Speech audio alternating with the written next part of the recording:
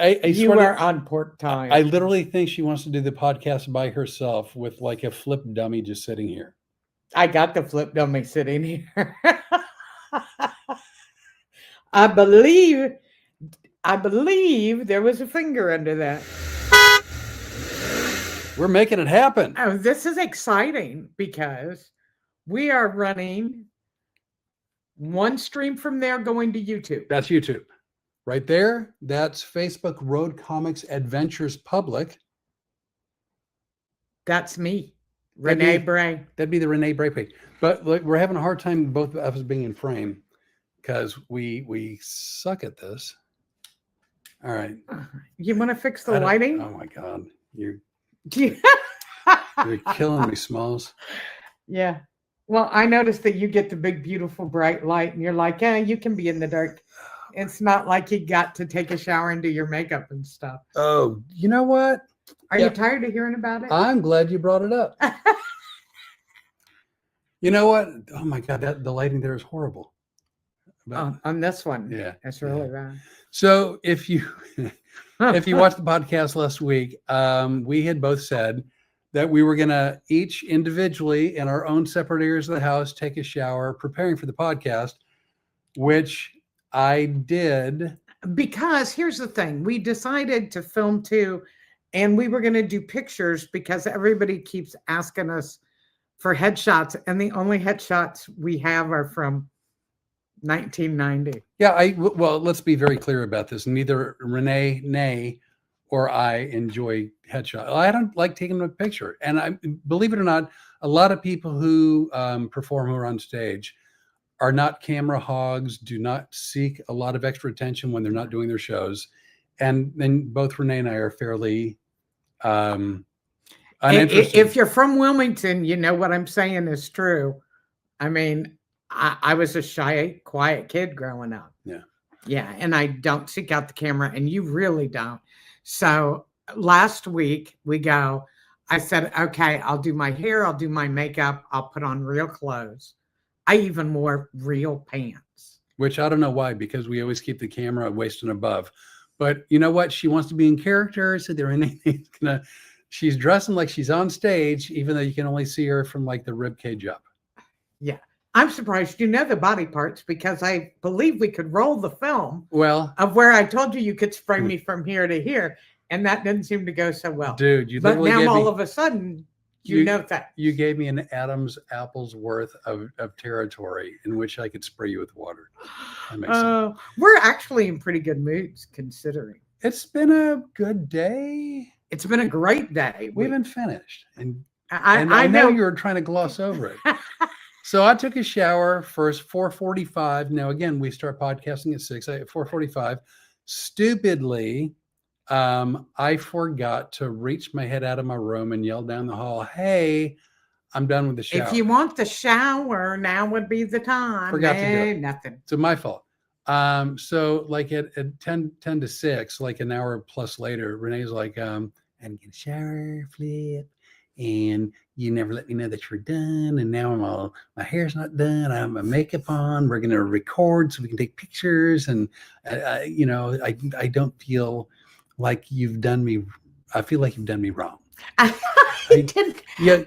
did not say that. I was thinking it, but I didn't say it out loud. You damn dirty hypnotist. You done me wrong is what she said.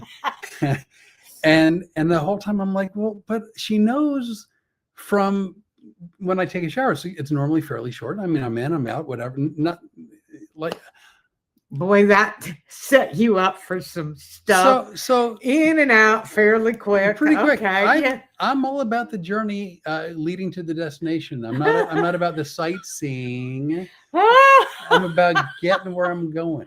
You know, we've turned this into podcast porn all of a sudden. Well, for good reason. So so she was rightfully unhappy that it was unreasonable. No, it was unreasonable, but you were rightfully unhappy that the nice thing, the considerate thing to do would have been going, hey, I'm done.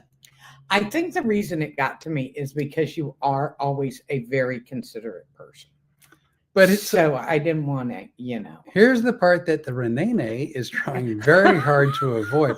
She's changing the subject. She's like a little shucking, a little jiving. So the next morning, I take a shower because I'm going to do. So I don't have a regular time I shower. If I've got things to do in the day, I'll shower in the morning. If I've got things to do in the evening, I'll shower in the late afternoon. Whatever it is, doesn't matter. So I get out of the shower and I come out of my room so we can have coffee, which we do every morning. And she's like, "Well, I know you took a shower because I heard the water turn off and I knew that you were done." I'm like, "Wait, what?" Well, his little head snapped around. See, I heard the water turn off, so I knew you were done. So that's why I turned the coffee pot on so you'd have fresh coffee, which, by the way, very nice, very considerate. I'm like, let's rewind that just a bit from last night. You heard the water turn off and knew I was done. And she's like, "Wait, what?" No, I just had never noticed it before. But in the early morning, it's really quiet. She never noticed it until after I felt like an a-hole because she didn't recognize We got something that'll fill that up. If you watched last week, you know we've been looking at pet websites. And you know what? We're not done. Although I will say we did that guy a solid. Yeah. Evidently he fixed his website. Yeah. So anyway, one of the things, welcome to Road Comics Adventures. It's not always about showering and pet sites. No, I mean, what is it about? It is about the opportunity for Rene and I to speak, whether people listen or not, and whether they find it entertaining or not, which we hope y'all do. But tonight, friend of mine's coming on. We got a special guest tonight. We have had very few guests in the somewhere between 25 to 29 episodes we've done. Because we don't know how many we've done, because somebody went to a state college. And I don't even want to. I went to state colleges. Yeah, and we apparently Kentucky and Arizona, not good states to go to school in. Didn't do a lot for the math. But an old and very dear friend of mine, Rory Penland, is going to come on with us shortly. He is the man of 1,000 voices. If you grew up watching an impressionist, it was Rich Little. He was the guy. I think Rory's 1,000 times better than Rich Little ever was. Well, I've heard good things, but truth be told, I've not yet met Rory. So, I'm going to withhold my opinion. Well, that would be something new. I figure if I'm on the a-hole train, I want to be the conductor. Okay. Well, let's talk about the a-hole train, because first of all, we got a lot of good stuff going on this week. There's been a few tough moments, but it's overall a good week. Good week. First of all, we know we're getting ready to go to Nebraska. Oh, can't wait. Kearney, Nebraska. World Theater. If you guys want to check on events, you can look under Flip's name, under my name, under Road Comic Adventures. We always put that. But guess what we did? Oh, we got Book Bag Becky. The Book Bag Becky is on. Becky. She's on your page. Hello, Book Bag Becky. Becky, we're really upset. Let me tell you something. Before I get into all the other stuff, Becky, I was so upset. She got kicked off of a community page. And this is a woman that does nothing but great stuff for other folks. She's trying to help kids and the elderly. So clearly she is riding the a-hole train. Yeah, you are a terrible person, Becky. And I am not surprised they kicked you off. Blanchester, of all places. Now, I've told you how small Wilmington is. Wilmington has 37 people total. No, 36, because I moved That's away. right, because you left. Yeah. Well, 35 because Mom died too. Yeah, but she's still there. Yeah, well, yeah. Okay, so I guess they're still counting there. So anyway, Blanchester is smaller. LinkedIn still sends me friend requests from my mom, who's been dead for more than 10 years. Yeah, that's not good. So I'm just saying, if LinkedIn... So anyway, Blanchester is smaller than Wilmington, and it actually sucks more. And they want to kick the person off that's making sure kids and the elderly have Christmas. I'm appalled. I'm just appalled. But Becky, I got some news for you. Actually, if you're watching tonight, you guys are going to be the first ones to know. I knew.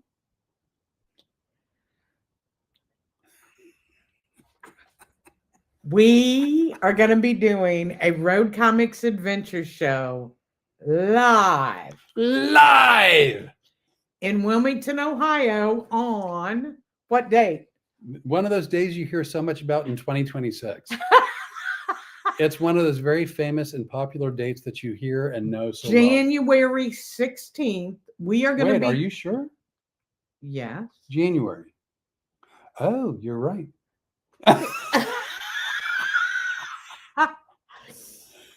January 16th. What did you think? I don't know. Why do you think I've been losing my mind over getting all this stuff written down?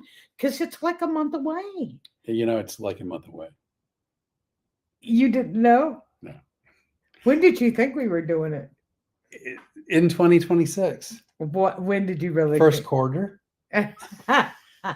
First quarter 26. January 16th. We are going to be doing it. Tickets are going to go on sale between Wednesday and Friday. We've just got to get the little last details worked out. It's going to be at the Eagles, and all the money raised is going to go. All the proceeds are going to go. What? Is that true? All the proceeds are going Right. to Pause Right. and the Wilmington Humane Society. Right. Yeah. Okay. I knew all the proceeds. Yes, I just forgot the other place. I knew it was Pause, and then I forgot the other place. It's the Wilmington Humane Society. And it's on or Clinton County Humane Society. I don't know. January 16th. 16th. Yes. I am in the know. I know things. Spin the wheel of confusion. Did you touch my wheel? Yeah, when I put it together. Yeah, but oh, that would be, I think, you. That's me. All right. So anyway, so we've got this show coming up in Wilmington, and that's going to follow our show, which is in Kearney, Nebraska, at the World Theater. Then we're headed on the 17th of January to Minerva, Ohio, at the Roxy Theater. And why are we excited about that? Who sent us a message today? It's a test. Adam is coming from Cleveland. Is Chef Adam. Chef Adam. Chef Adam. Old buddy of mine. He's driving from Cleveland to Minerva to come and see Flip's show. Now, the one in Wilmington is Flip and I together. He's not going to be doing hypnotism. We're going to be doing our show together, which is a lot of this with me telling him where he screws up. So it's going to be a long show. I'm not taking it sitting down. Oh, that's exactly where you'll be taking it. By the way, Adam, I just got my son for Christmas a Santoku Japanese knife, hand forged. And I forget the maker, but it's an amazing. Are we in pork time? Yeah. Anyway, I'm very, very, very excited. He's a cook, not a chef. Neither he nor I are chefs, and we're not classically trained, but we love to cook. And he was really in desperate need of a good knife. So I got him a hand forged Santoku, which is shorter than what would be a chef's knife. Isn't it funny? A man shopping for a knife and he's worried about size. Yeah, we didn't want to go too big. We're afraid of hurting people. Yeah, what is he saying? Is he answering with anything? Oh, Adam's on there. Yeah. He's watching. Hey, Adam. So Adam says, "Oh, I'm coming. Super nice knife." Yeah, you know what? He was able to use it last night and absolutely and he was loved thrilled. It. Loved he it. was thrilled. Flip worked really hard. I also got him a handmade petty knife too, which he's getting for his birthday. No, I'm talking to Chef Adam. Talk to him on the 17th. I got stuff I'm trying to run through. Back to the Rene. We just had it firmed up today. I'm excited because we have gone through a dry spell of putting shows in the calendar. Everybody's like, "Ooh, I don't know. This morning, my phone was ringing before 6:30 a.m. Today was like, I can't even make that joke. It's like it was so close. It was at the tip of my tongue. It's like, no. Everybody. Am I blushing? Oh my gosh. My cheeks are on fire. I feel like I'm blushing. You are. As soon as you got the light really good over here. Yeah, I don't even know if it was a funny. I'm warm, aren't I? If you guys only knew how much I enjoyed this, I'm begging you all, close your eyes now and insert your own joke here, because Flip was going to change that rating of the show. I was. And let's just say that when she said we went through a dry spell, we were very close to heading off the edge just a little bit. I got all the rest of a page to read. You're screwing it Countdown. up.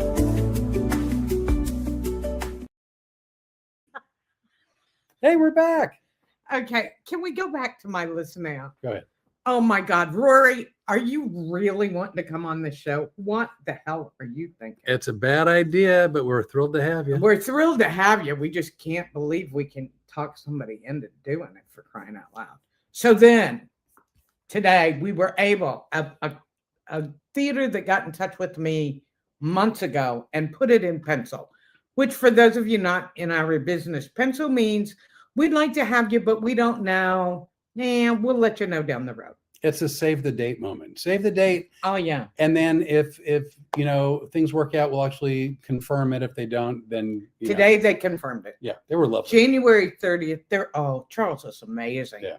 We're going to be at the Station Theater in Smyrna, Tennessee on January 30th. And here's the beautiful thing. There's a couple people from my hometown that live in Smyrna. Oh, wow. So I'm going to get in touch with them. I won't say who it is now, but I'm going to get in touch with them. Is it going to be Rob and Christy?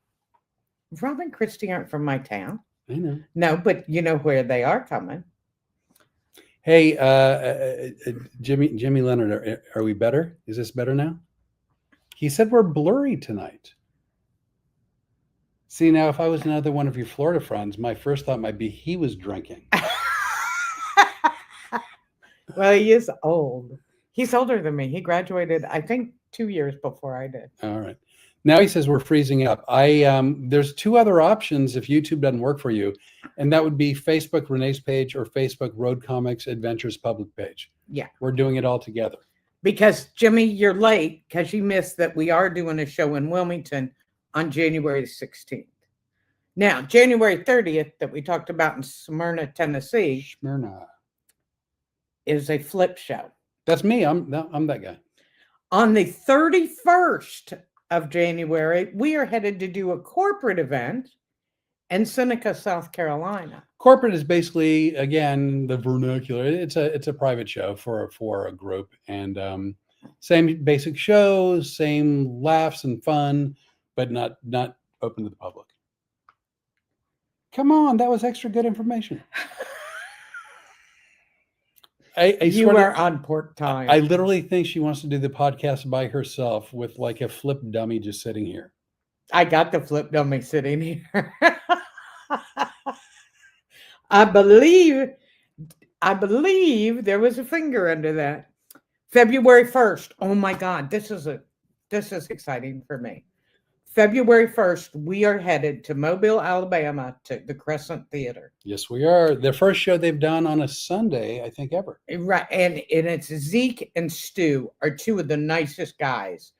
And it came out of the blue that we found the Crescent Theater, and they are new theater owners, great guys, a lot of fun. We can't wait to work there.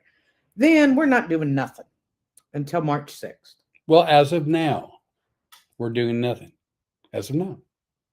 Things have changed. The point being, stop looking at me like I don't get to contribute. I'm contributing. I'm just waiting for your face to turn red again. Well, I'm not going to be. Okay, so March 6th, we are at the Firehouse Cultural Center. That's going to be a Road Comics Adventures live show. I'm really excited about getting some of those in the books, and especially at a place where I used to do comedy. It's going to be a lot of fun. And then March 8th. Yes, that's another private corporate show, and that's in near Fort Myers, Yes. and it's for a dear friend of yours. And I'm excited about it. and It's the reason that Rene and I hooked up. Well, as friends and partners and whatnot, yeah. not shower buddies. No, because at least I would have had one then. March 12th through the 15th. The hypnosis will be of flying at the Arlington Draft House in Arlington, Virginia. April 17th. It is a wonderful date that everybody should look forward to. And where will you be? With you. I'm not sure we're going to make it till April. We are going to be at the Ritz, Winter Haven, Florida. The historic Ritz. The historic Ritz Theater, which actually I'm very, very excited about. It's a beautiful theater. I am excited. April 24th and 25th. I know that's one. It's Road Comics Adventures live at Cassie's Comedy Club. One of the most favorite clubs I ever worked is at Cassie's. We used to do the shows. Uh-huh. And one of the ladies that was a bartender, Candy, had Candy. A newspaper route. So after the late show on Saturday night, we'd all get in the car and go with her and deliver newspapers. I had newspaper routes when I was in elementary school. Yeah. How dismissive was that? Yeah, whatever. Pork time, buddy. Pork time. You talk too much. And wait a second, I forgot a date. What? Where? What? When? Oh, April 18th. What happens right after the Ritz Theater? We are headed to Arcadia. Oh my God! I'm actually excited about all these, but every bit as much, if not, I'm the Arcadia, Florida, which is the historic Hurd Opera House in Arcadia, Florida. And the reason this is exciting is because the couple that have bought and taken over this theater, I don't know whether they bought it, but they've taken over it.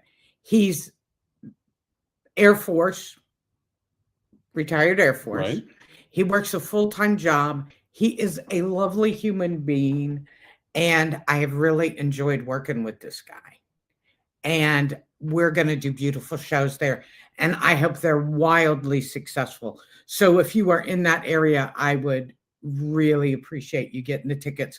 We are going to have all of the events and everything up online by Friday for all of these shows. Well, by the way, you can also find all the show information and dates on my website. Road Comics Adventures does not, as of yet, have a website, but I do. So if you go to fliporley.com and hit the tour schedule, the hypnosis shows and the Road Comics Adventures shows are all in the tour schedule. Yes, because I'm his manager. A couple quick things. Kathy said, had to switch to Facebook to watch. So excited to have you here in Wilmington. He said, I lost you and then I found you again, LOL. And then Kathy said, not blurry here on Facebook. Ah, well, there you go, Jimmy Leonard. You're just going to have to I think he left as well. You know who's sticking around? Rory. I can see him in the green room. Okay. Because you know what's something interesting? So Rory, rest up for this. Because we're going to have a little conversation. Because one of the things we do is we tell people what our life is really like. Well, today I had a nasty back and forth with a fellow comedian. That's true. I was there for it. Who books clubs that I went to tell him, hey, would you like to book our show? And he said, I'll let you know after the first of the year. No big deal. All right. I'm good with that. But this man is my responsibility. I'm his manager. If he's not working, that means I'm not doing a good enough job. So his show is a pretty much theater only show. And that's true. I have contacted pretty much every theater in the country. She has scoured. It's jaw dropping what the length. And I don't care who their booker is. I don't care if there's other comedy shows. I don't care about other hypnotists. I care about one hypnotist. I care about one comedic hypnotist. And I care about what nights they want to put him in their theater. That's where my emphasis lies. Your loyalty lies. Yes. Yes. This guy is mad because apparently he had booked a couple of shows, comedy shows, right, at this theater, and he thinks I am trying to cut in on his territory. First of all, I have been retired longer than this guy has been a professional comedian. So if you're talking about the size of anything, let's just say mine's bigger. And I think you'll attest to that, won't you? It's frightening. Just don't let her put you on a Greyhound bus. Is that from Jimmy? Yes, it is. I know. See, I know. Yeah. I know. Jimmy, there's a little something behind this for you. If you were her favorite person, what would be the number? Yeah. But, you know, it can't be you because it's most always you. Yeah, I get that finger a lot. You do, but you've earned it. Mm-hmm. But anyway, that's what I'm just saying. So here's what I want to say to you. I think this business has gotten really to start sucking. Worse than it ever has before. Because here's the deal. I got some little snot-nosed guy, and we won't say who, and I'm not going to tell people that he's in Fort Myers and booking rooms. No, you should never say that. Yes, because that would be rude. And but I'm going to tell you what. You're booking 45 and 60 seat theaters. You should be nice to people who have 30 freaking years experience with me, and he's got 40. Well, 30 plus. 40. I've been doing this for a while. We know what we're doing. And, he's one of these guys, and Rory, we'll talk about this in a little bit. I call him a pay for play. He books rooms because the way he gets bookings is he goes, hey, if you come and work my club, then I'll get you in my club if I could come and work yours. And that's why a lot of comedy clubs, especially these smaller ones, have closed because you don't get quality entertainment. I wasn't worried about taking this guy's clubs. I could care less. I didn't want to take his theater. I could care less. I wanted this man working. I feel like I'm inadvertently a troublemaker. Well, because usually you're advertently a troublemaker. This time, I'm just helping you out. Thank you. You're welcome. I'm your partner. I ran into, and I won't see which wife. I've been divorced 5 times. 5 lifetimes. I ran into one of my ex-wife's ex-attorneys today. That was an interesting conversation. Turns out they got along, the attorney and the ex, they got along until they didn't. And when they didn't get along well at all. And then it turns out, retrospectively, this attorney realized that maybe I had been a nicer person than he was led to believe. Just throwing that out there. We talked for 30 minutes. So what does that have to do with the asshole in Fort Myers? Well, because I ran into another situation with someone who talked bad about me at one point. I can't leave the house. I'm joining in. I can't leave the house without finding one or two of those. I'm joining in. The neighbors now think it's funny. My neighbors hate me. And they'll... My neighbors one day knocked on my door. By the way, I don't live right directly behind the house is a subdivision. Within that subdivision is an HOA. I'm not part of the neighborhood. I'm not part of the HOA. Go figure. He's not a joiner. He went to one Boy Scout meeting. Cub Scout. Cub Scout. I have it on video. Yep, true. All true. Pennsylvania Turnpike. So That's where I Oh, filmed that one. Could you smell the chili? Just as good the second time. So I get a knock on my door from one of the neighbors who's not my neighbor, but in the subdivision behind my house.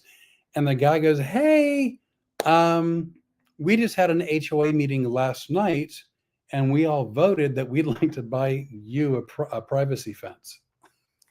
Where are you going? Get my coffee. I forgot it. Is there more in the pot? Yeah, you want some? Yeah, if you have any. So I go, "What?" And the guy, Yeah, "Oh, you just want to get rid of me." no, I didn't know you were going there. I thought you were leaving the room." So I go to the guy, "So wait, you want to," because I'm on an acre, whatever. I'm on an acre of land. So I go, you guys voted to spend your money to buy me a privacy fence. And he goes, "Yeah." And I'm like, "Okay, so is it you think that my property is bringing down your property value, and or do you think that driving by my house to get to your neighborhood, my house is an eyesore and you all don't want to look at it?" And he's like, "Well, I don't know what you're talking about." I'm like, "Dude, it's going to be $10,000 or better to put a fence in my backyard as a privacy fence, like 10 grand or better. And you're willing, as a neighborhood that I'm not a part of, from an HOA that I don't belong to, that you're going to all chip in to buy me a fence." And he's like, "Yeah." I go, "Well, you're not doing it to be kind. You're doing it because there's something about me and or my property you don't like." And he's like, "So does that mean you don't want the fence?" I'm like, "Well, I don't know if I want the fence. I just don't want you to pretend like you're doing me a favor. You're doing you a favor." So when I tell you, first of all, I don't have to leave the house for weird things to happen. That's first. Secondly, and anywhere I go, lots of people don't like me. But that's not a woe is me. I find it funny as hell. But tell them who they do like. Oh my God, they love the Rene. My God, every person who walks by the house waves and "Hey, yells. how you doing?" And he's like, "What is wrong with these people?" Except for the guy that she hit on, and he tries to avoid her. I was hitting on the dog, not the man. "Hey, good looking." No, I said, "Hey, baby." "Hey, baby, come here." And anyway, And we haven't seen him. Yeah, she did. Hey, you know what? It's time for Rory, man. We got to bring him on. We are. I just want to say she did absolutely nothing to make it clear she was talking to or about the dog.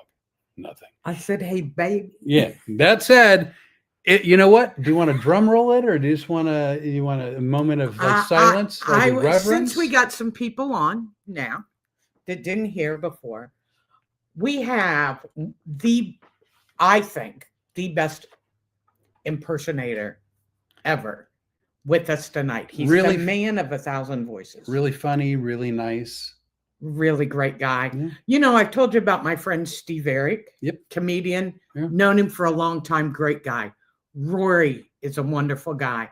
That's what I love about, like, the snot-nosed young kid that I was talking about. He's got no business telling us what to do. Us old school guys, we go way back. I would do anything for these guys.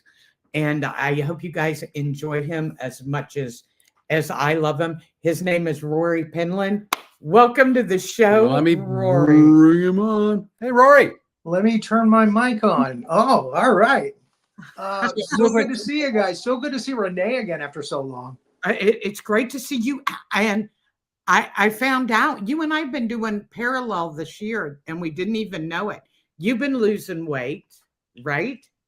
Yes, I have. I lost about 60 pounds. Oh, well. Let me make one quick comment.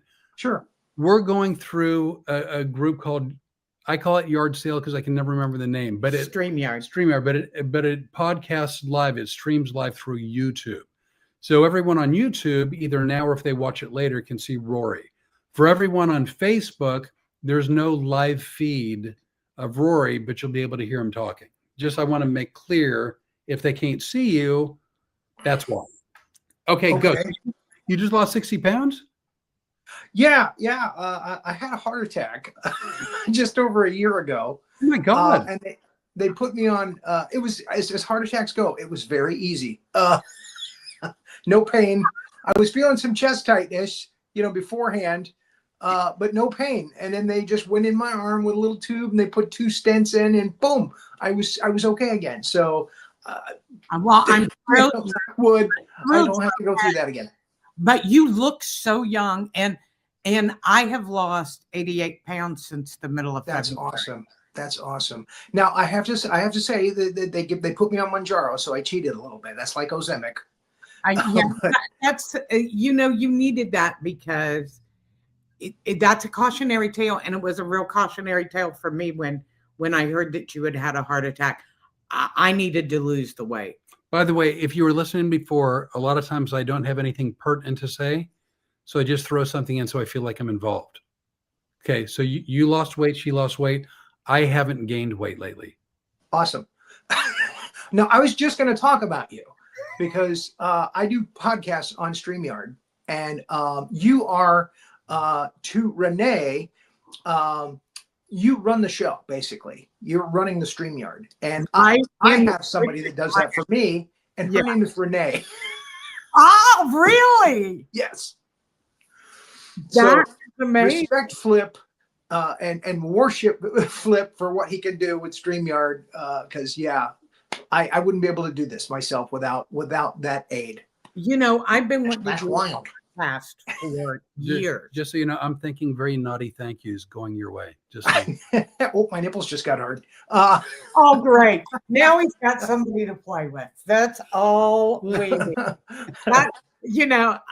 I don't need you helping him. He is horrible. Because I don't know if you know. I love horrible. You should tell him that. I live in Lafayette, Louisiana. So way back in the day, Rene and I used to work together, and I was always happy to hear that Rene was going to be my headliner. Steve Eric again was another one that she mentioned him earlier. He was always, when I saw his name, I was like, oh, we're going to have fun this week. Lou Angel Wolf, there was a group of people that were really nice people to work with, and you knew you were going to go out after the show and have breakfast and tell stories. Well, you know what? And the great thing was, just like with you, I found him 35 years ago working. He was my headliner, and I was featuring at Comedy Zone, and I remembered him for 35 years because he was that good and that talented. And you were the same way. I knew how talented you were. And that's why anytime I got to book any of the big fundraisers or anything, Rory was always on the show. Anything I could do.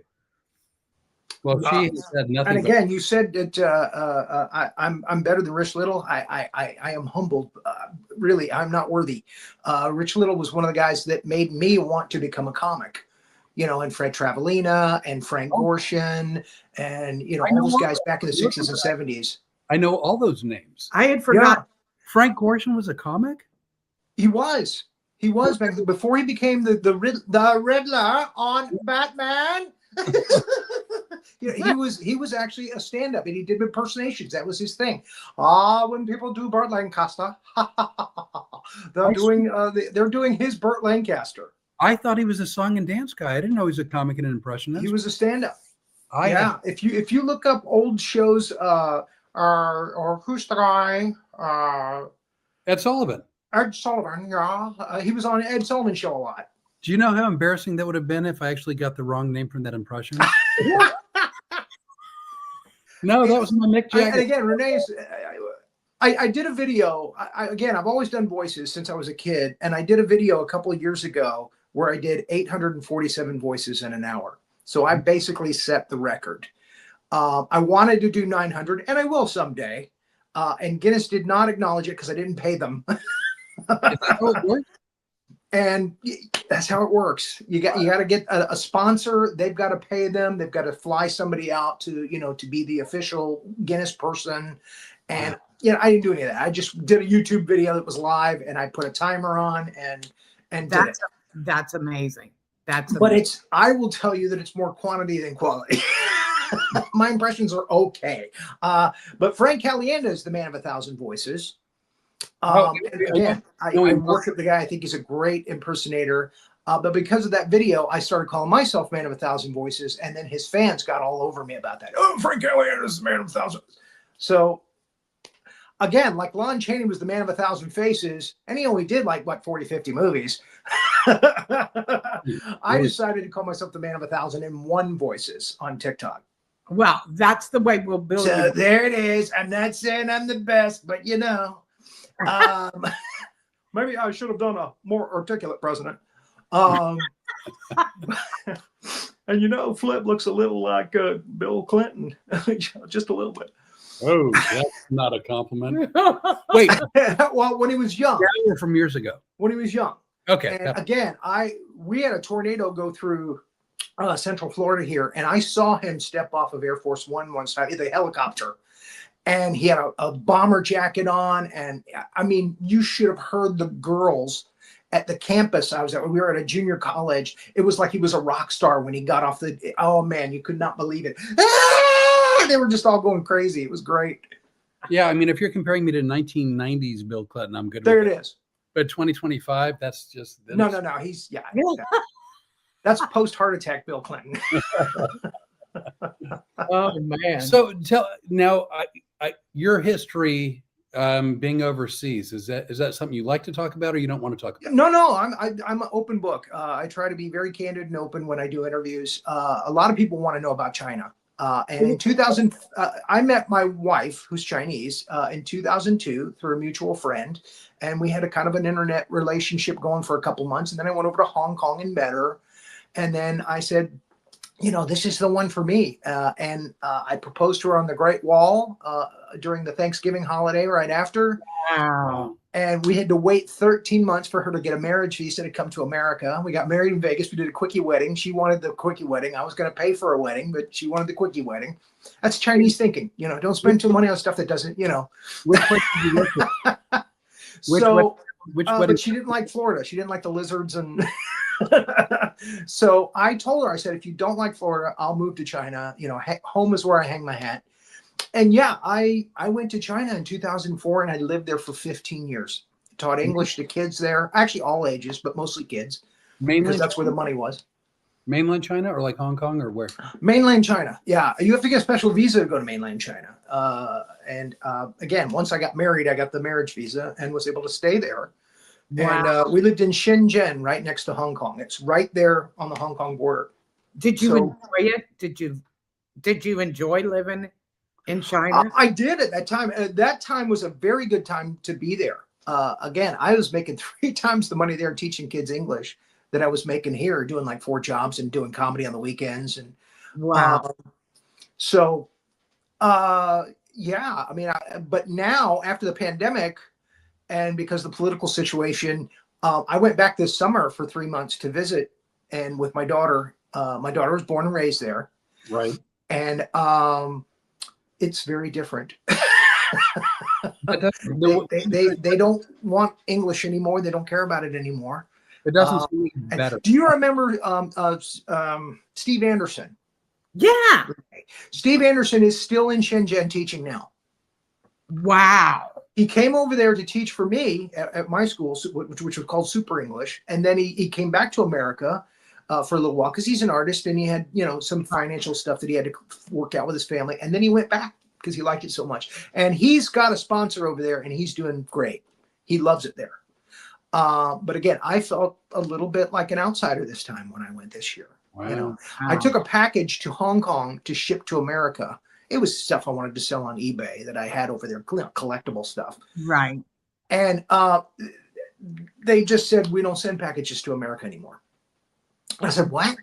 Wow. And he said, we don't do packages. We can do a letter if you want to send a letter to America, but we don't do packages anymore. The post office in Hong Kong. And I was like, really? So I said, Wow. why? Can you tell me why?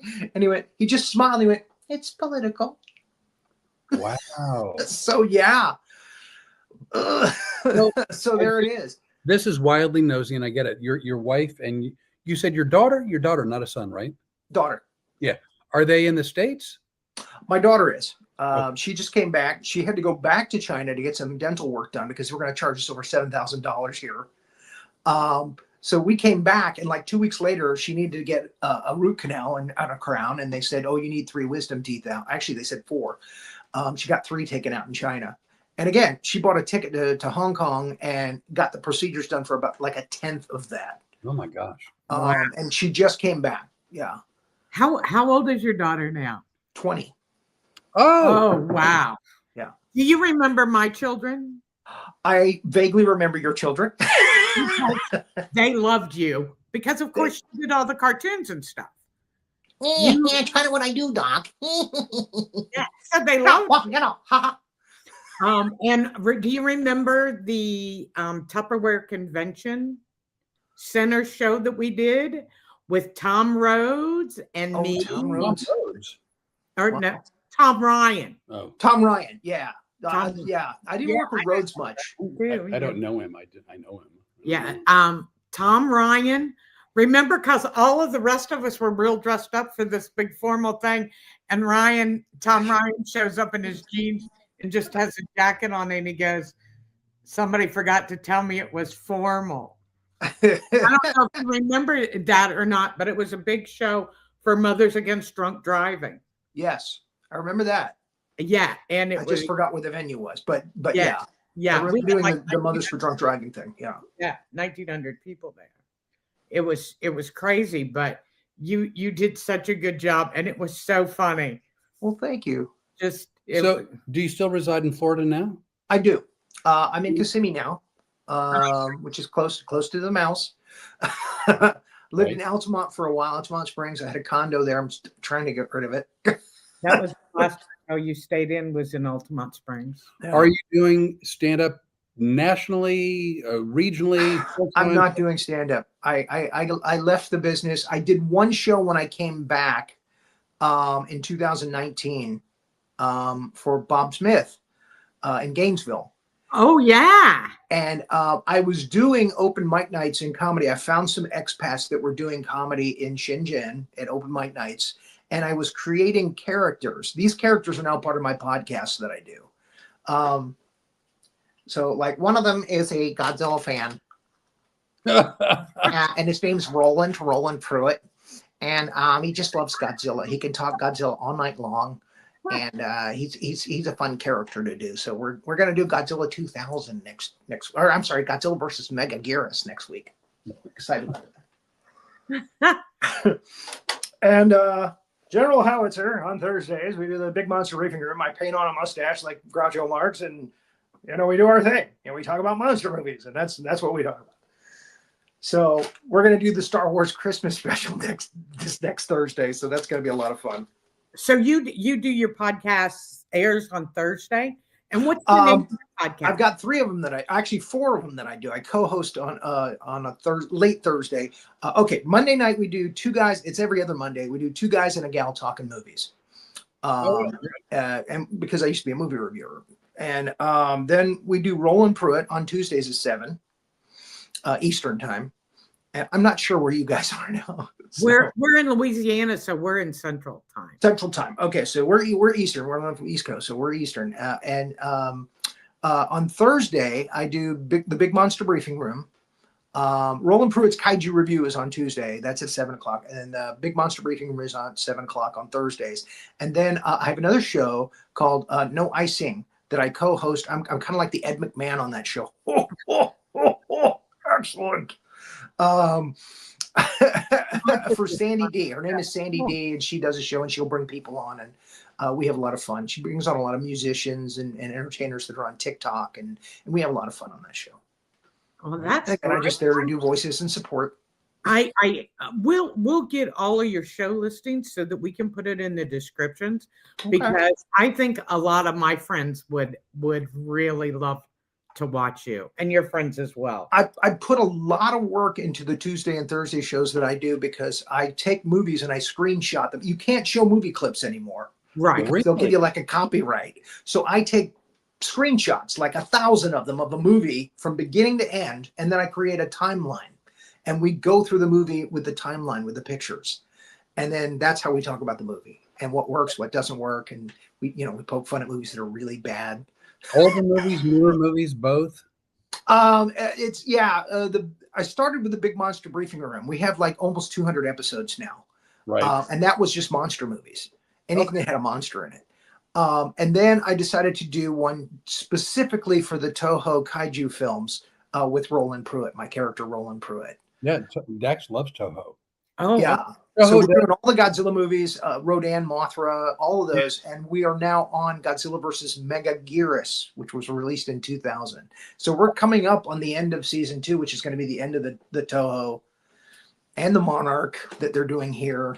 They've only made 2 or 3 Godzilla movies here in America, or by American companies. We just did 98, which was the one with Matthew Broderick.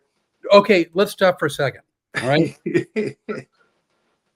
Matthew Broderick is like at Chernobyl or wherever he is, right? Correct. And they come find him and they go, weird shit's going down and we need you. And he's like, all right. So he goes to New York and he goes, I think it's a big monster. And they're like, you're crazy, you're stupid, you're an idiot, you're a moron. And they find a monster and they go, we can't find out where he is. And he goes, he's in Madison Square Garden. They're like, you're crazy, you're stupid, you're an idiot. But Madison Square Garden. And then he goes, I think he's here because he laid eggs and there's a bunch more. And they go, you're crazy, you're stupid. Like at no point do they ever go, well, it seems crazy, but he's been right about everything else, right? Infuriating. Then Godzilla's chasing a helicopter through the streets of New York, right? They're chasing him.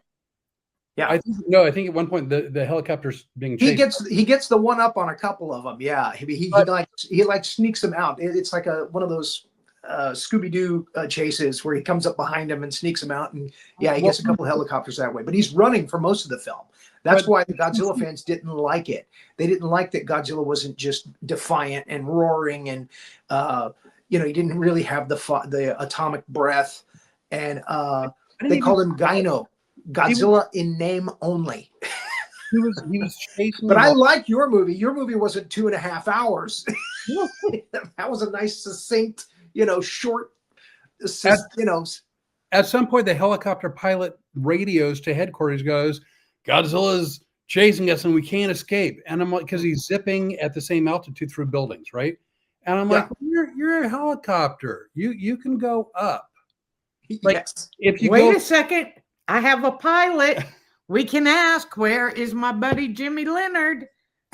We got even if they gave like some lip service to some bullshit part that didn't exist on a helicopter, like the air you know is not working, so we can't go up any higher. I'm like, oh, well, the air you know is not working.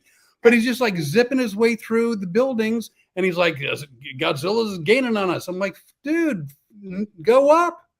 I hated that movie.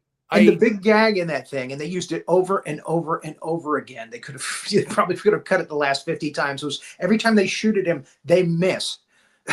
And they always destroy something in New York, like the Chrysler building. Do you know what? The A-Team was after Godzilla. That's why. Well, now it's funny. They were stormtroopers. Here's what's funny. You're telling a story about a bunch of people shooting a bunch of bullets and nobody getting hit. There is a true story that you can look up about the Kehoe brothers, Kehoe brothers in Wilmington, Ohio, the town where I'm from. They had a shootout with police from a car at the end of the subdivision where I grew up. I'm watching it on TV from a helicopter, calling my mom, who isn't answering her phone because they're watching a baseball game and don't want to be interrupted. But there was a big shootout with police, and the suburban, and no person was ever shot at point blank range. Not the Kehoe brothers, not the cops. Not the Kehoe brothers, not the cops. The Kehoe brothers escaped. We just want to scare them. Ron White does a joke about it. Ron White, all right. It was that bad. It was crazy. But he's been teaching me. I never watched a lot of movies. She's watched more movies since July than she has her entire life combined. Yes, since I moved here with him. True. But I watch movies almost every night. The only one that really got to me was, what was the one? Oh, I just had her watch Django Unchained, Quentin Tarantino. Oh, yeah. Yeah. Yeah. That was Tarantino does good stuff. Great stuff. That was I love the way he warps reality. It changes history. Inglourious Bastards, where they blow up Hitler. Oh, spoiler alert. Machine gun him in the face. And Well, Chris I waltz. took that one off the list. Well, I tell you, the one that we just watched, that one, that's the first time he's ever had to stop a podcast or stop a movie and go, "Are you okay?" No. Was Django Unchained? Yeah. There was parts of that movie that were a little bit rough, like horses getting shot in the head, and you see part of their skin going up. That didn't sit well with the Rene. Or the dogs. Oh, or the dogs that were pulling the one fella apart that decided he didn't want to hang out at the big property. He thought he was going to go his own merry way. And the whipping of the women. Because the women didn't want to stay around that big property. They thought they were going to go about their own merry way. And evidently they didn't get a hall pass. Yeah, it was, I had a rough time with that. I'm really trying to make But you liked Samuel L. Jackson, didn't you? Didn't you? Well, you know, my favorite is Denzel Washington. Denzel. Now, we've watched all of Denzel's movies. Let's see, we've watched the remake of The Magnificent Seven with Denzel. We've watched The Equalizer 1 and 2 so far. Yeah. Oh shit, what else we watched? A few others I have to think about for a second, but we've been watching some Denzel. Anything with Vincent D'Onofrio is going to be great. Oh my! His character in Magnificent Seven was hysterical. I actually had to put on subtitles. Yeah, I didn't realize who he was at first. Because I'm thinking Edgar, Right? Did you see a movie called Fire with Fire? No, I have not. Fire with Fire is a story about like a neo-Nazi kind of a guy who runs a gang, and he kills a shop owner, I think in California, and then a firefighter saw it happen and had to leave to go into witness relocation. But the neo-Nazi guy was Vincent D'Onofrio. Okay. And it was just a really evil, scary, ice in his veins kind of a guy. He plays a great villain. He really does. Well, I love Kingpin. We had a problem with the movie. First of all, we woke up on Saturday, and it was a terrible day because there was no Ohio State football on Saturday. So we had to reshape our day. True. So in his generous nature, he's a very kind man. He has terrible taste because he doesn't like the Bee Gees. You don't like the Bee Gees? I do not like the Bee Gees. You know why? Because I seem to when he talked, like in interviews, if he talked like that, I go, oh, I can't help it. That's his voice. But he's like, I'm Barry Gibb, and like, I sing like this. Like, I bet you have a good voice if you sing in a normal register. You literally, like, you are one octave above a dog's hearing. I don't get it. I don't like it. So, but he's a very kind person. Well, see, I can't say this in front of Rory because he got labeled the same thing as a variety act, didn't you? Oh, novelty act. Novelty. Do you remember that story? Oh my God. Potato. Yeah. Yeah. Tell the story. Hi. My first real paying road gig. I was doing comedy at Crackers Comedy in Tampa. Right. Hanging out with, Ward Smith and Steve Spanton and some other guys that I used to hang out with. And Craycraft, Mark Craycraft, that's his name. Mark Craycraft. Mark Craycraft was this really energetic guy, probably because anyway. Mark Craycraft came from Sobel's Club. Yeah. In Louisville. He used to be our sound guy, and then he came to Crackers. Yeah.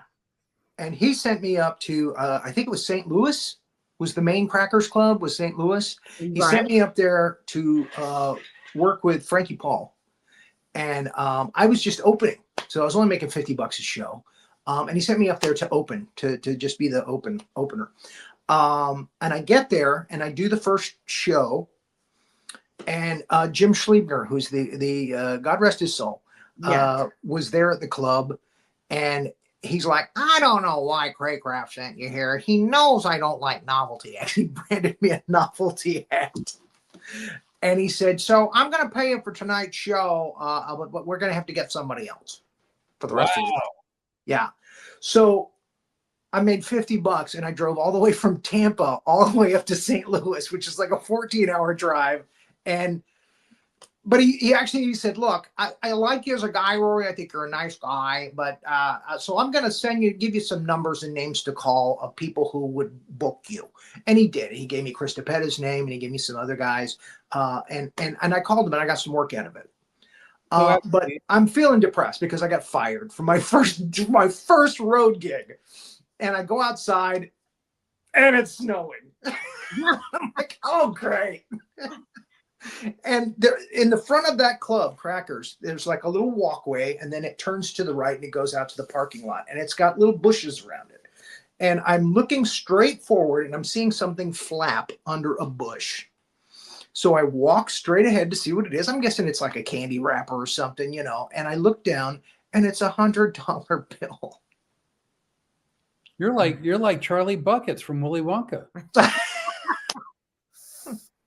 But I remember, see, I take a lot of heat because, you know, I'm a monologist. That's all I do, and I can barely get through that sober.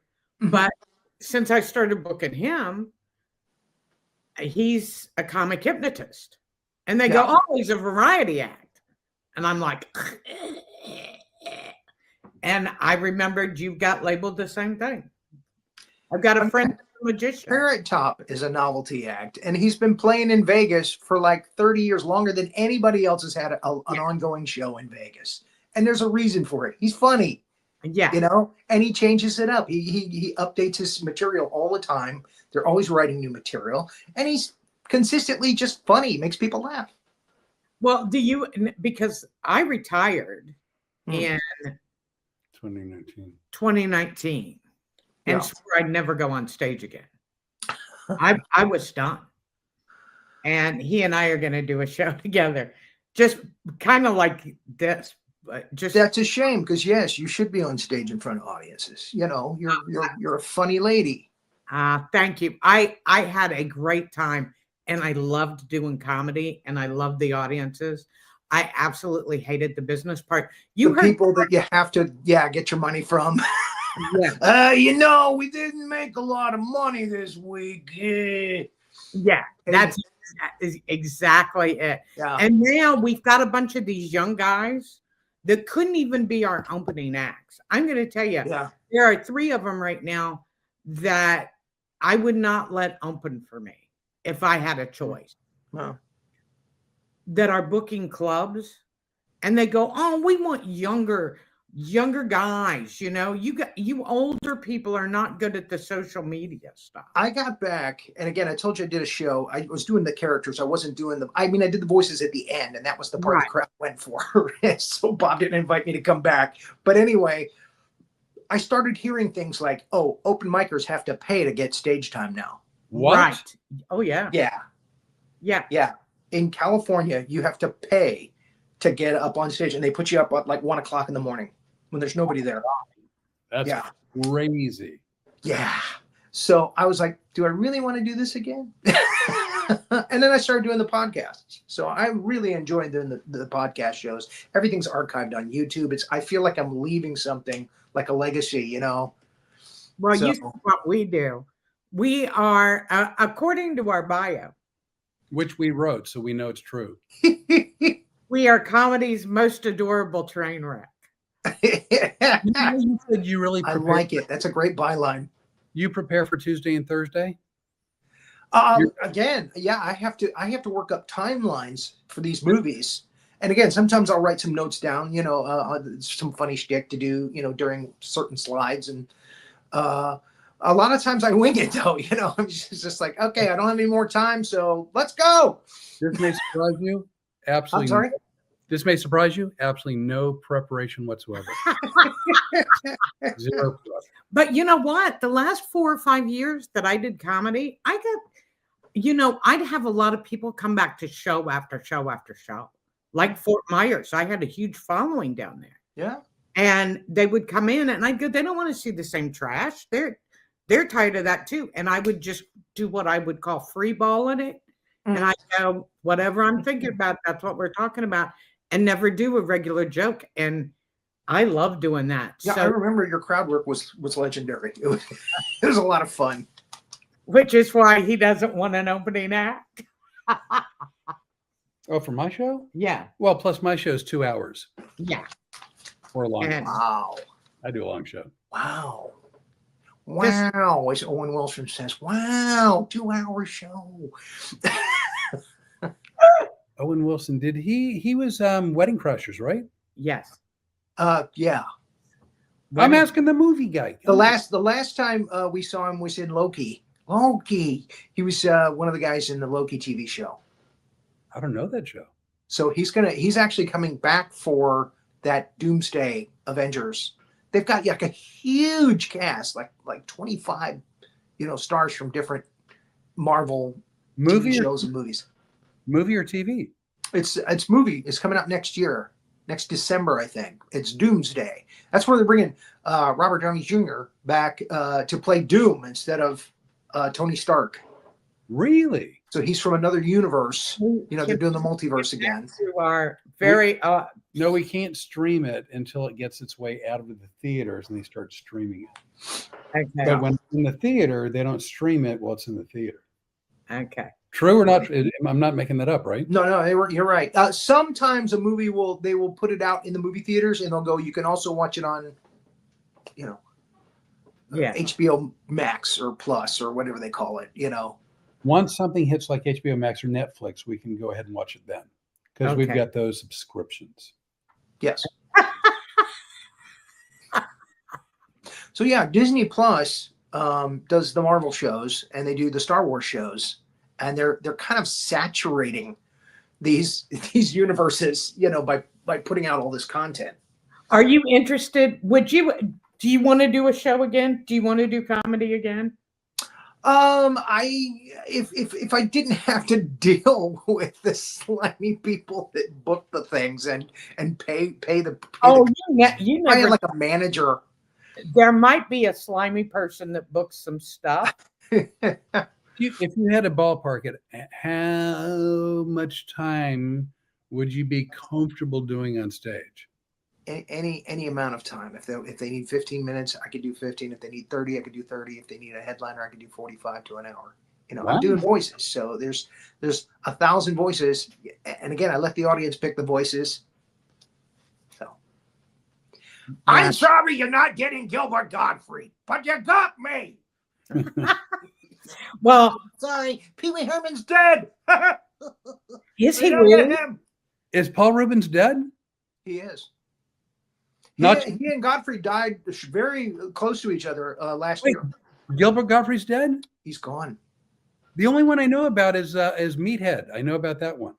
Yeah, Rob Reiner. Oh, Okay. Jesus, there. He's gone. Too soon. Well- Sorry. You know what's funny is when the story is Flip and I worked together, and he waited 35 years to call me back, right? So we start talking again in February, and he mentioned somebody, and I go, "Oh yeah, it was horrible when he passed away, a comedian." And he goes, "Oh, he died?" Yeah. And then he mentioned He's more a movie guy than a social media guy. Yeah. And then I mentioned Vic Henley. You knew Vic, right? Vic Henley? I know of Vic Henley. I never got to work with him. Yeah, Vic Henley died. Yeah. And Vic was a really good friend of mine. He's somebody that really helped me when I first started doing comedy up with Sobel. Actually, I did work. I was an open micer at the. I'm not open micer. MC at the Comedy Corner, and he came into the Comedy Corner once. The So I one got to in be the open- Comedy Corner where? in Tampa. That's where I started.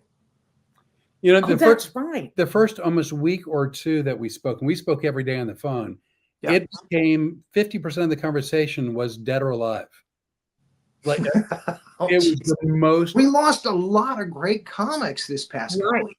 It's shocking. We lost Judy Tenuta last year. Yeah. I think I actually knew about her. Well, what was funny was we were Broke my going to heart. put this tour that we're putting together and doing. We're not dead yet, because at least if they talk about us, we're not dead yet. Yeah, we're not dead yet. Live. Not dead yet. We're getting better. But I'm just going to put this out there. I may be calling you to do some work. Yeah, I got to work it around. I just got a new job, so I've got to work it around that schedule. But yeah, and in time, once I set myself up in this new job, Yeah, yeah, I'll be able to go out on the road and do some I shows. love Sure. your time too.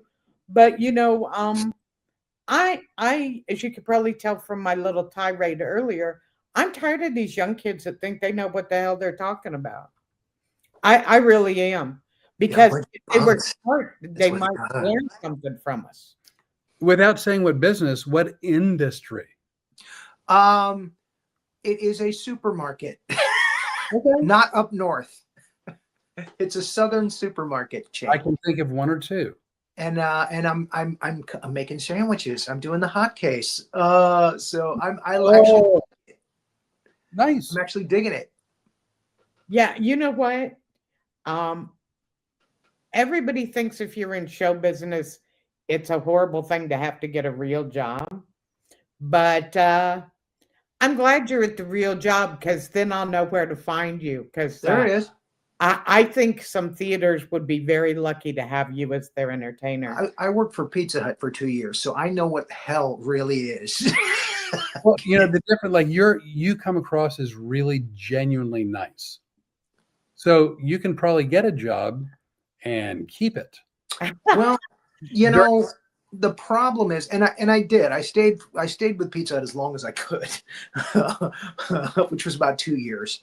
But it is very hard for me. I used to be able to get a job like that, a day job, very easy, being, like you said, trying to be a nice guy. I don't think you have to try. You just come across as Now that I'm over 60, yeah, it's tougher. It's a lot tougher. They want 17-year-olds they can push around, Yeah. Let me ask you something, because I'd like to ask our fans. By the way, hi, Holly. How you doing? From Arizona. Hi, Holly. Oh, hey, Holly. If you guys have a question, please feel free to ask it. Is that Holly Ferris by any chance? Beg your pardon? Is that Holly Ferris by any chance? No. Holly. Okay. She's Because I advertise on some of my networks, and Holly Ferris is one of the funniest female impersonators I've ever had the privilege to share a stage with. Yeah. She does a great Joan Rivers. It's perfect. It's spot on. Can we talk? See, I never see a female. Well, wait a second. Let me rearrange this. A female impressionist has always. You never see a male doing female impressions. It's what I'm saying. I've worked a whole lot of drag shows, but never a female that does Like them. Phyllis Diller. No, because Taylor I just want to Fang, do my husband. But if you guys, Carol Channing. Diamond Gyro Girl's best friend. I do a few, and they're old. A lot of them are dead. And Edith Bunker there. What was her name? Edith Bunker. What was her name? Like Jean Stapleton. Jean Stapleton. Number yeah, I loved her. Yeah. She was really good.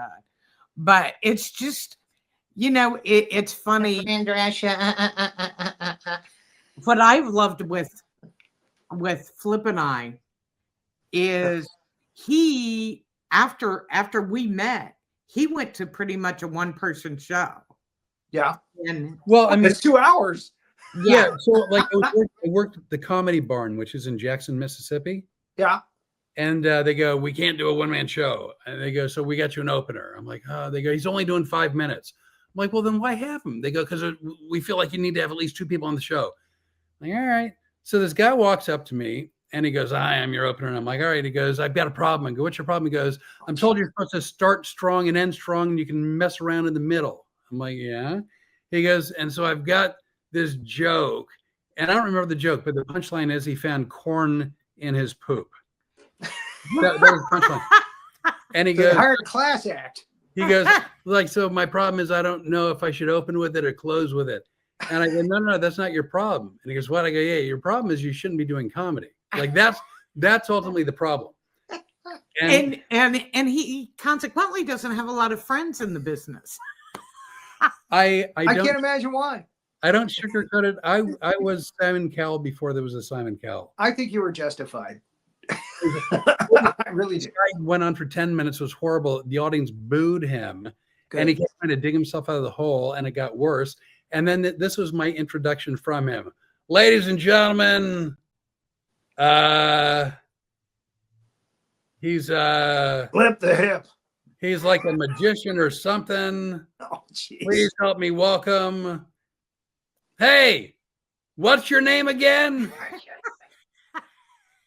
That was the intro. I mean, you go through that, you're like, I don't want an opener. Like, I just don't want an opener. I'll succeed or fail on my own merits. I will tell you my most embarrassing intro. It was at the Comedy Corner. I was just starting to do the MC thing. And Frankie Bastille Oh my God. was the comic. And he's like this very hip, or he was this very hip comic, very rock and roll. And so I said, this guy is open for Bad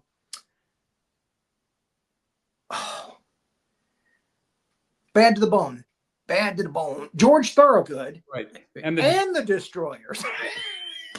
Because I didn't realize it was the same. The Destroyers were the backup group for George Thorogood. So Frankie comes on stage furious, like, they're the same group, you asshole. I got a now I do a Frankie Bastille impression because Frankie every once in a while, like most or like some entertainers, Frankie got all wrapped up in dope. And every once in a while he would go to clean up. And when he would go to clean up, Sobel would put me to work with him because I could kind of keep the drugs away from him because of my prior You'd job. be like mom. Yes. Yeah. Yeah. So my favorite bit that he does was this from Frankie Bastille. I wasn't ever going to fall in love again, but she said those 3 words I'd longed to hear. I'm a pharmacist. Now I remember that. But the best thing was Bastille got arrested in Mansfield, Ohio. He was on the Comedy Caravan and he called Sobel's office and said, I'm not going to make the gig tomorrow night. I got arrested. What did you get arrested for? Driving without a license. Oh. Sobel wakes me up in the middle of the night and he said, come by the house, pick up some money. I need you to go bail Frankie out of jail. He goes, I don't know how much it is, but I'll give you enough cash. All right. Wow. And he goes, it can't be that much. It's driving without a license. Now, I started comedy in 88. So, Same as me. This is probably 91. No, probably 89, 90. So I go to pick him up and they let me talk to him. And I go, Frankie, what are you doing driving without a license? I'm here to bail you out and I'll take you to the show. And I go, do you know how much your bond is? And he goes, no. And I go, well, how long has your license been expired? He goes, 1972. Oh, geez. I go, I don't think I got enough money. How much was it? I got to know. $12,000. Had to pay. Sobel didn't give you 12,000. I'm guessing. Yeah, no, I had to get more money from Sobel. You were? Wow. Yeah, I used to carry a lot of money when I go to bail guys out. Yikes.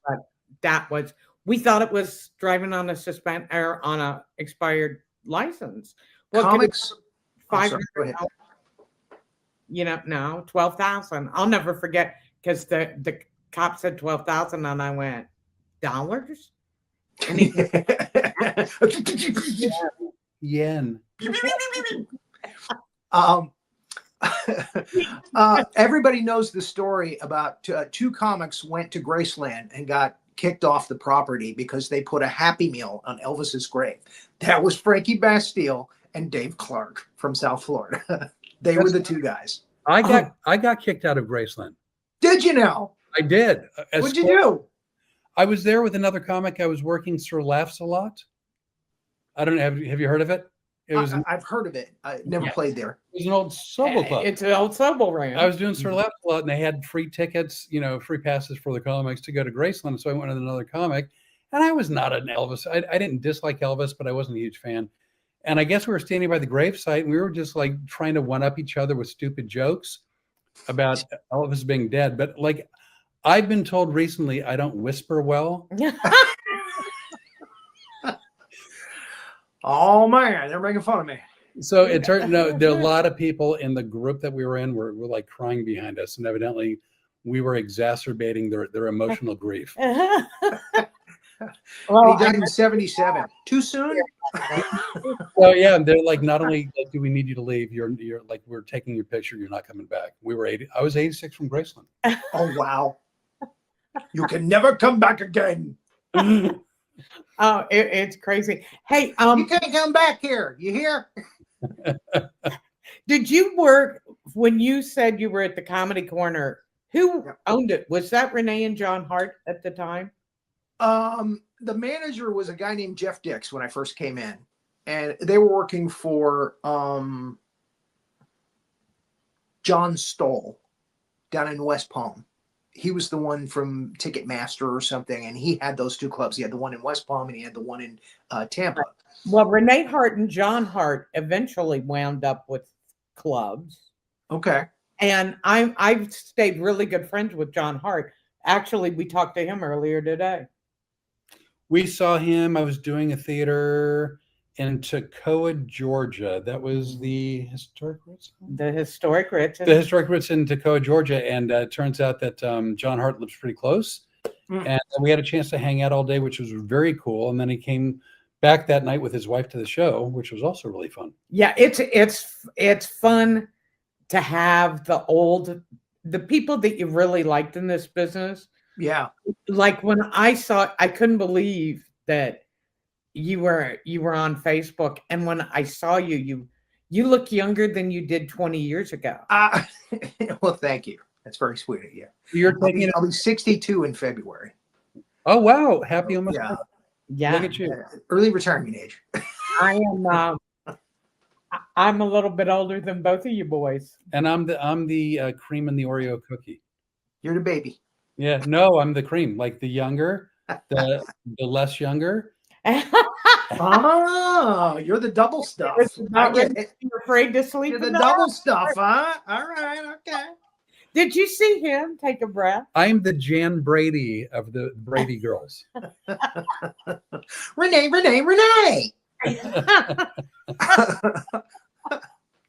But we even lived in the same neighborhood. We lived in the same subdivision. Wow. But we never saw each other because we were working all the time. We did a theater in Monroe, North Carolina. Was that the Dowd? That's the Dowd. And so Rene booked it with his guy Tim Pappas. Tim Pappas. And so he lives in Monroe, North Carolina, right? We do this. So she's talking to him. Lo and behold, as they're talking, they lived one street away from each other in Florida for a right in Sky Lake South, and where we lived together. He went to the same school that her kids went to at the same time. By the way, those little kids that used to hang out and think you were really funny. Oh, they're all grown up now. Grown up. The baby is 42. Yeah. Ashley's 44. And Lindsay is 46. We'll definitely share this show with them. I hope it'll bring back good memories. Well, I told you know who else who used to travel with his kids was the puppet. Oh my God. Pete Hefty. Yeah, Peter Hefty. Pete Hefty used to bring his kids around, and they all stay in the hotel room together. Yeah. My kids had no choice in the summer than to travel with me. But it's amazing because I never went to the Caribbean during the summer. And they are still trying to figure out that little mystery, how they never got to go to the Caribbean or Mexico or St. Martin. Oh, wow. Yeah. I did St. Martin. That was beautiful. It was gorgeous. For St. Thomas. That was a Coconuts gig, right? St. Thomas, St. Martin. St. Thomas, and then I did the Caymans, the Cayman Island gig. That was great. I got to parasail there for the first time. Yeah, I parasailed. I learned how to dive down there. I learned how to do blowjob shots. Well, you need to Did you get video of you parasailing? Yes, I didn't see parasailing coming at the end of that sentence.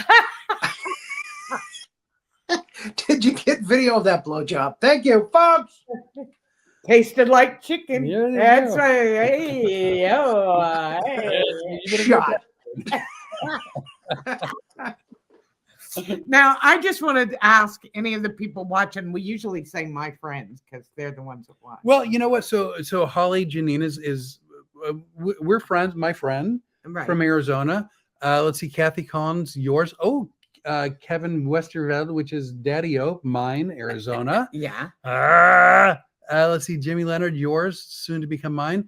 Naniki, yours. Nancy. But Naniki is Nancy. Nancy, but I want Ask her. him if they want me to do a voice. If they have a voice. Do you guys have a favorite voice that you would like him to do? I almost want to turn the computer on so they can see you. Yeah, we can do that, can't we? I don't know. Is there anything that people shouldn't be saying? No. Yeah, it's a voice thing, so. Yeah, it is a voice thing. Jimmy Leonard. Peter Falk, excuse me, pardon me, but why didn't you turn your computer on? Why did you not do that? Everybody, meet Rory. Rory, this is everybody. That's me in a ring light. Just so you guys know, I own a production company. Flip is my partner. I am a co-owner of a production company. I'm going to shake my head like Ronald Reagan so they can see me moving.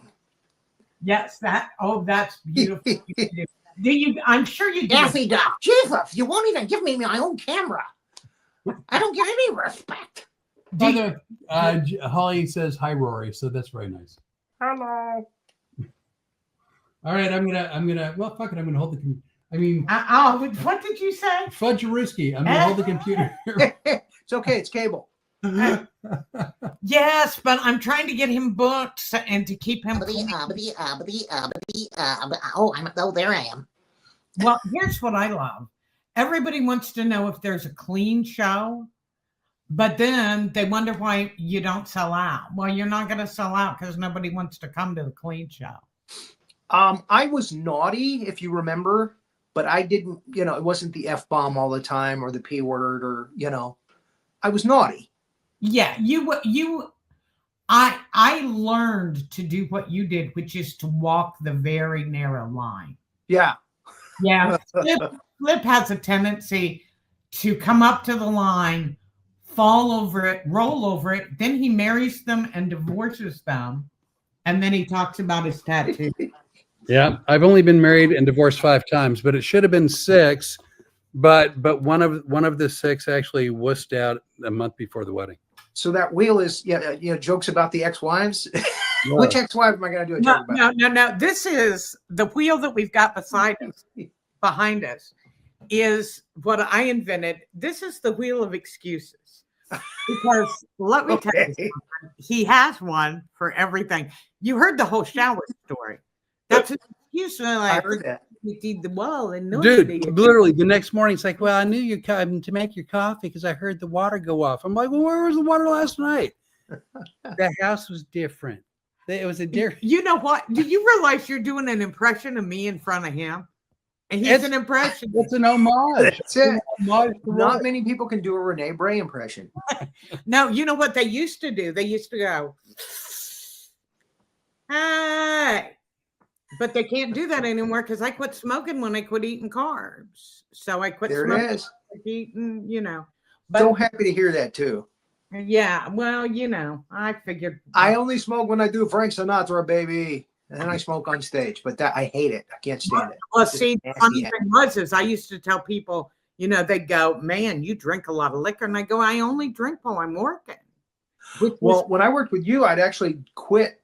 I was drinking Crown Royal, which is, again, I have to mention Carrot Top again. That's his liquor of choice. And the bartenders at the Comedy Corner used to give me the purple bags that the bottles came in. I had a whole sock drawer of those freaking purple bags. Wow. Yeah. I think my friend Jimmy Leonard, who is also a pilot and from my hometown, A drunk pilot. and Crown Royal was his thing too, I believe. Yeah, and I just stopped myself. I just like you don't need this crutch. You know, you're drinking way too much. You're gonna become an alcoholic. My drink of choice is Corvo. And I was really good at it. Really good at it. And at one point I go, I think you've got a drinking problem. And so I quit just to see if I had a problem. And I found out, no, it's just, I didn't know what to do with my hands on stage. So I No shakes. That's good. Yeah. So yeah, I luckily I didn't have any withdrawal either. I started taking Coke on stage with like, you know, like flags and stuff in it. Was it umbrellas in it and stuff to make it look like a drink? Yeah. So people would order me a drink. That's what they would do. They'd give me Diet Coke. Do you remember Gregory's on the beach? Yes. Somebody upstairs. One night that was done in Venice? No, that was over in Cocoa Beach. Oh, okay. And one night I walked off stage and the bartender goes, do you want me the next show to send you some fake drinks? And I went, fake drinks? What do you mean? And he goes, well, I can do this. And then you're just, you know, because he said, you're pretty trashed. He didn't candy coat it. I go, yeah, because you know, you're pretty trashed. and he goes, I don't think you'll make it through the second show. But here's a funny thing. The staff always enjoyed it the more trashed I got. Well, and the club owners wanted you to drink on stage because that sells more drinks. Yes. So that's why Ollie Joe Prater was always brought back like 3-4 times a year in every club because he sold a lot of drinks. Praterade. Yep. I remember when Ollie Joe Prater had to come out and sit on a stool. He couldn't even. Well, he always did. Yeah. He was a sit-down comic. I remember I was in Louisville doing a guest set, and Ollie Joe Prater was the headliner, and it was a December. And he said, folks, my doctor told me that if I keep drinking the way I'm drinking, and he would have a whiskey shot in like a tumbler glass. Right. And he would go, I'll be dead in a year, so drink up. And he would down it. And damn if he didn't die December the next year. Wow. Oh, right on the money. Right on the money. Do you think I remember that. I'll never forget that. I bet he won the pool. I bet he did. Yeah. What time is it? We've been up for hour 32. Hour 32. We gotta get you out of here. I know you were so sweet to rearrange your schedule. We pre-taped Roland, folks. Roland Pruitt's going to be pre-taped tomorrow. Well, let me just tell you tonight. I think you'll be hearing from us. There's a good chance. Anytime you guys want me to come on and do some voices or something, yeah, please give me a call. Well, I think we might see you live and in person too, because that would be nice. Anytime, I want you to send me your list of shows in Florida, because if you're in Florida, I might come see you. Oh, I would really love that. Yeah. Look, I will keep you posted on Please the do. shows we're doing down there. I would love to see you again. And We can drink Diet Coke together. there you go. We Zero. do. I hope you'll do the driving for us. I'm the designated driver. That's what I do it. Guys, we're gonna drink a couple of Diet Cokes. I'm not a big drinker. And That's good. One of my ex-wives, Crown was her drink of choice. And I don't do dark liquor at all. So one day, as early in a relationship, we were drinking Crown because she wanted to, and I'm trying to be a team player. And it didn't sit well. Blah, blah, blah. Long story short, I'm now in the bathtub in my most natural state with liquids coming out of every possible opening that could produce liquids. Every orifice. Orifice, very funny word. With the car keys, she goes, and just so you know, I'm taking the car keys. I'm like, I'm naked in the bathtub in vomit. Where do you think I'm going? And he is divorced 5 times. She sounds like Lois Griffin there. Stop it, Flip. You're embarrassing me. But now, did you hear that we were going to drink Diet Coke together? Yes, I got it. I didn't know if you got the joke. Well, or I didn't not. know if it was code, but I thought you meant Diet Coke, which means you could drive, but you're not going to drive because I'm driving. Dude, she literally acts like because I'm a hypnotist that I'm not a comic. You know, he's a variety actor. You know, people may not understand all the nuances to humor. When you were talking about the guy that wasn't going to book you, I thought it was another hypnolarious guy down here in Florida. You know what? I've told him all about that Yeah. particular person. Do you remember what kind of comic he was before he got the hypnotist act from Yeah. somebody else? I think he bought it, actually. He bought somebody else's. No, he hypnotist didn't act. buy it. I'll tell you exactly how he got it. Because Uh-oh.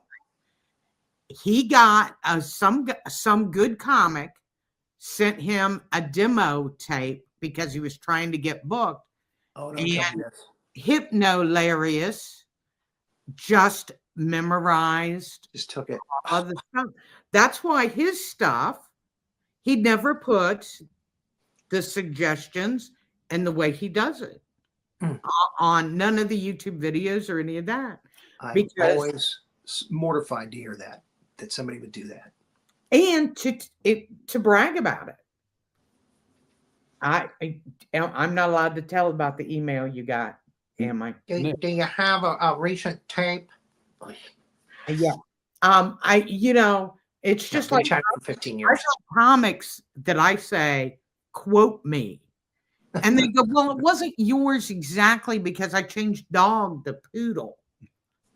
Yeah. Look, you little pricks. I was doing this before you were born. Yikes. So I think the filter between my brain and my mouth dissolved around 60. See, and that's why I didn't like jump at going back into the business again. Yeah, well, this kid that sent me this nasty little text message today has no idea how sorry he's going to be about this much, because I really thought he was a good guy. I would have never stepped on his toes. And I probably wouldn't have if I was still retired, but I have backup now. Well, again. Anyway, we're a little bit long. I love this phrase. We're a little bit long in the tooth. So little bit long in the tooth. Oh, we're doing the Simpsons now. Oh, okay, I'll let you go. I'm sorry. So we're everywhere. We're now on Spotify, iHeart, Amazon, Apple. You can find Real Comics Adventures on all, Facebook, YouTube, Instagram, TikTok, Twitter. Look us up. Subscribe. Again, I said it last week and I'll say it again this week. As Ricky Bobby's dad once said, if you're not first, you're last. So make us first. Hook us up. Subscribe. Like something. I don't know. I'm just. What the hell is wrong? Join in. I'm joining in. And you don't think You two guys are adorable together, by the way. Thank you. I don't know what he did, but there's something about this man that just brings out the crazy fun in me. She's a hoot. She is. She'd be very happy if forevermore you just referred to her as Rene. Rene. I don't know why he calls me that either, but he started it. And one of my own kids called me one day and goes, "Look, Rene." And I'm like, would you knock it off? Would you really knock it off? But now it's stuck. Now you'll never get rid of it. And you know what my goal became this afternoon? And that is to do tell. I don't like the way comedy clubs have gone. We've talked about this for a long time. Yeah. I mean, even customers don't like to go to comedy clubs anymore because they're looking for they'll wind up looking at a TikTok star that's got 2 minutes worth of material and nothing else. I want to put together the good guys with the material that know how to do a show and put a show together. And let's bring some of those more like the old vaudeville type shows and bring those into theaters. Now, bear in mind that there's a good chance that those types of shows won't get a big 18 to 30-year-old crowd, right? And if they don't, whatever. But like, I'm not even if we end up with big numbers on TikTok one day, we may not, or Instagram or whatever. We're not TikTok stars. We're comics. Now, again, you're a comic who does voices. I'm a comic who does hypnosis, but we're comics. And guess what? And we do I'm your shows. MC. And that makes it a variety show. Of comics. Andy Williams, Dean Martin. Andy Williams. Ooh. No, but he did a variety show, and he had the most. Yeah, very good variety show. You know, seriously. Yeah, he did. And you know what? I bet we could get some guitar comics. Oh, no doubt. There you But go. point being, we'll end up with audiences with discretionary income in 40s, 50s, 60-year-old who don't want to see a TikTok star. They want to see someone who really has a show, put together a show, has a funny show. But you know what the difference is? Because not unlike you two children, I am pushing 69. Okay, she's talking She age. always was, actually. Talking about, she's just talking age. That was a sex joke. I got it now. Thank you. Tastes Yeah, like just pushing that envelope. She's pushing 69 every Getting 30. Oh, Rene, we have a platonic relationship. But she's still pushing that 69.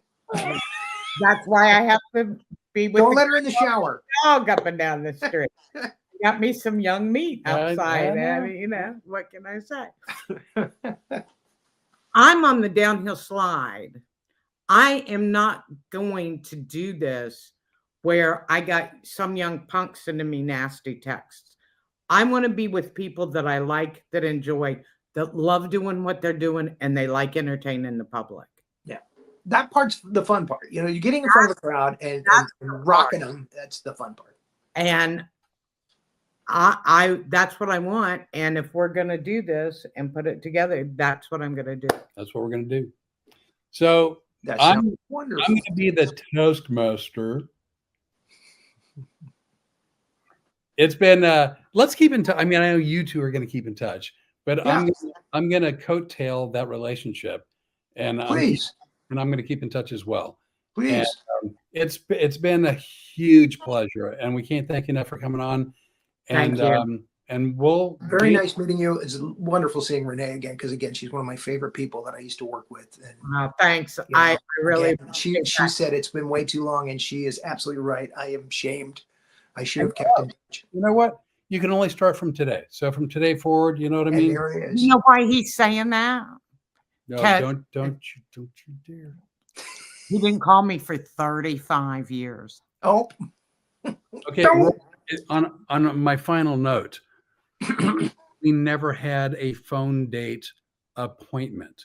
It was never like we were never, she didn't go, call me next week. She didn't go, hey, let's keep in touch, right? And then she Oh, changed. wait a second. Then she I have a Facebook message. Then she changed her phone number, like she was in witness location. In 35 35 years, I changed my phone number one time. I've never changed my number. 35 years later, she's like, "You're an asshole. You never called me." I'm like, "I didn't know I was supposed to." in my defense, I was behind the Great Oh my Firewall God, for he just 15 said years. in my defense.